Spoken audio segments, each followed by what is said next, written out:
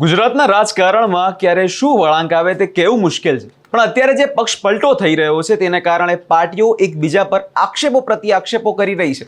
અને શું છે હવે સમગ્ર મામલો તેના વિશે વિગતે ચર્ચા કરીશું. નમસ્કાર, હું છું પ્રથમ મોદી, આપ જોઈ રહ્યા છો નિર્ભય ન્યૂઝ. સ્થાનિક સ્વરાજની ચૂંટણી આ વખતે ખૂબ જ ચર્ચામાં છે. ચર્ચામાં રહેવાના કારણો તો ઘણા છે, પણ અત્યારે જે નેતાઓ પોતાનો પક્ષ છોડીને અન્ય પક્ષમાં જોડાય છે, એટલે કે ભાજપમાં જોડાય છે, તેને કારણે હવે મામલો ગરમાતો હોય તેવું લાગે છે. કેમ કે એક બાજુ વિપક્ષ આરોપો લગાવી રહ્યું છે કે અમારા ઉમેદવારોને ડરાવવામાં આવી રહ્યા છે, ધમકાવવામાં આવી રહ્યા છે, ભાજપ પોતાના પક્ષમાં કરી રહી છે.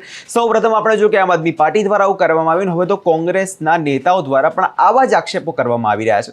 કહેવામાં તો એવું પણ આવી રહ્યું છે કે પોલીસના અધિકારીઓ ભાજપના ઇશારે કામ કરી રહ્યા છે, જેવા ગંભીર આરોપો હવે લગાવવામાં આવી રહ્યા છે. એટલે હવે આ જ મામલાને લઈ વિપક્ષના નેતાઓ મેદાને આવે છે. સૌપ્રથમ સાંભળી લઈએ કે કોંગ્રેસનું આ વિષયમાં શું કહેવું છે અને ભાજપને આ પડકાર આપવા માટે તેમનું શું કહેવું છે. જે છેલ્લા 2-4 દિવસોનો આપણે ગુજરાતનો માહોલ જોઈએ, એક તરફ ચારે બાજુ ભારતીય જનતા પાર્ટીના લોકો જ્યારે લોકો વચ્ચે પ્રચારમાં જાય છે ત્યારે જાકારો મળી રહ્યો છે. લોકો ભ્રષ્ટાચાર, ગેરવહીવટ, વિકાસના કામોથી વંચિત વિસ્તારના લોકો અનેક રીતે આ ભારતીય જનતા પાર્ટીના ઉમેદવારોને જાકારો આપી રહ્યા છે. અને બીજી બાજુ જ્યારે અનેક વિસ્તારોમાં પોલીસ અધિકારીઓ, કર્મચારીઓ, ચૂંટણી અધિકારીઓ, સરકારી તંત્ર, પ્રશાસન બધા જ ભેગા થઈને ભારતીય જનતા પાર્ટીના એજન્ટ હોય એવી રીતે વર્તી રહ્યા છે. તમે કલોલમાં જોઈ લો તો પોલીસ અધિકારીઓ દ્વારા કોંગ્રેસના ઉમેદવારોને ડરાવવા દબાવવાનો પ્રયત્ન થઈ રહ્યો છે, ધમકાવવામાં આવે છે. હમણાં જ થોડી વાર પહેલા ફોન આવ્યો કે તારાપુરમાં પણ વોર્ડ નંબર 4 માં જે કોંગ્રેસના ઉમેદવાર છે એના પતિને પોલીસ ઉઠાવીને લઈ ગઈ છે. એ પહેલા સુરત શહેર હોય, ઇવન આ પ્રદેશ સમિતિના કાર્યાલયમાં પણ પોલીસના અધિકારીઓ આવી અને અહીંયાથી ઉમેદવારોની માહિતી આપો, લિસ્ટ આપો એવું દબાણપૂર્વક અહીંયા કહેવાનો પ્રયત્ન કરે છે. અનેક વિસ્તારોમાં ધાક ધમકી આપવામાં આવે છે. અનેક વિસ્તારોમાં અપક્ષ ઉમેદવારો ઉભા રાખવા માટે જાણે પોલીસને કોન્ટ્રાક્ટ આપ્યો હોય ને પોલીસનું તંત્ર એજન્સી હોય ભાજપની, એવી રીતે અપક્ષ ઉમેદવારો ઉભા રાખવા માટે બુટલેગરો અને બીજા લોકોને સાથે લઈ અને લઘુમતી વિસ્તાર અને બીજા ગરીબ વિસ્તારમાં અપક્ષ ઉમેદવારો ઉભા રાખવા પણ પોલીસ પ્રયત્નશીલ છે.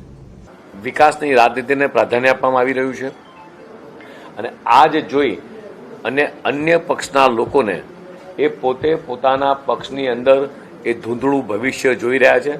અને એમને બધાને ખબર છે કે ભારતીય જનતા પાર્ટી પાસે એક વિઝનરી નેતૃત્વ છે અને એટલા માટે અન્ય પક્ષના લોકો પણ એ એમના પક્ષમાંથી એમના પક્ષનો ખેસ ઉતારી અને વિકાસ કરતી પાર્ટી, વિઝનરી નેતૃત્વવાળી પાર્ટી એટલે ભારતીય જનતા પાર્ટી સાથે આપ જોઈ રહ્યા છો છેલ્લા ઘણા સમયથી કે જોડાઈ રહ્યા છે.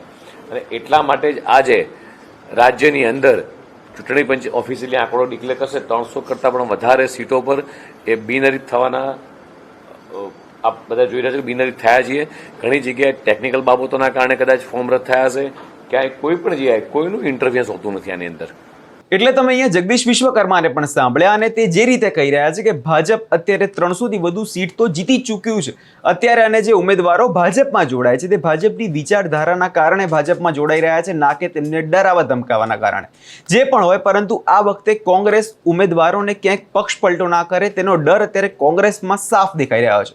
સ્વાભાવિક છે કે જે પ્રમાણે બનાવો સામે આવી રહ્યા છે, જે લોકો કોંગ્રેસ પર ભરોસો રહ્યો નથી એવા વાતો થતી હોય છે, એટલા માટે જ હવે ઉમેદવારોને તો કોંગ્રેસ નજરકેદમાં રાખવાનું પસંદ કર્યું છે. એટલે ઘણી બધી જગ્યાએ જે ઉમેદવારો છે તેમને એક સેફ હાઉસમાં મોકલી દેવામાં આવ્યા છે. એટલે ક્યાંક આ વખતે કોંગ્રેસ પણ જે ડરી ચૂક્યું છે, કારણ કે જે રીતે બનાવો સામે આવતા હોય છે, નેતાઓ પોતાનો પક્ષ છોડીને ભાજપમાં જોડાઈ જતા હોય છે. એટલે હવે આ જ મામલાના કારણે આગળના સમયમાં એવું ના થાય તે જોવાનું રહ્યું.